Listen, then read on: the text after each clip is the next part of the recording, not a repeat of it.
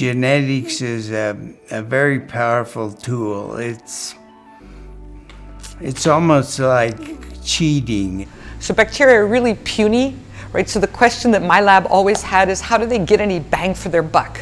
They do all these terrible things and they do all these miraculous things, but they're so small, so how could they make a difference? And so what we and others have shown are that they communicate with a chemical language, they count their numbers, they recognize when they have the right numbers, that if they all do something together, they can be successful at tasks that they couldn't accomplish if they acted as individuals, because individually they're too small to make a difference. So that's what we work on.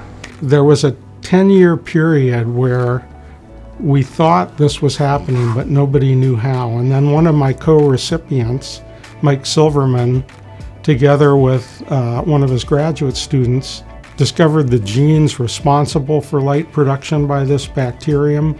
When I was a finishing graduate student, Mike Silverman gave this talk about this bioluminescent bacterium that only turned on light when it was in a group.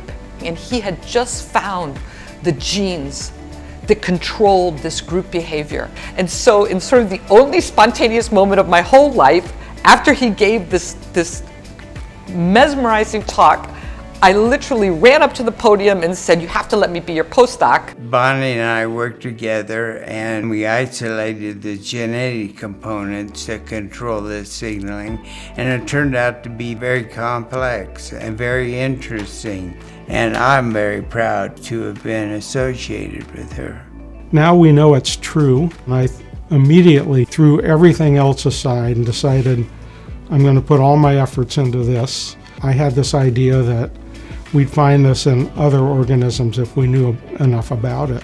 For a long time in the beginning, Mike's lab, which was always very small, and my lab were the remaining standing labs working on this, and then Bonnie launched her lab. And so we've known each other for decades, and it's fun. Winning the Gairdner was a very happy surprise. Of course, science is sort of its own reward. I have to say I was gobsmacked. I knew about the award, and I knew it was a big deal, in part because I'd nominated somebody else for the award. And it's funny that the prize is for figuring out how groups of microbes, in our case, work together and optimize behaviors, because that's what we're trying to do in the lab. And so I find that ironic and kind of magical about the prize.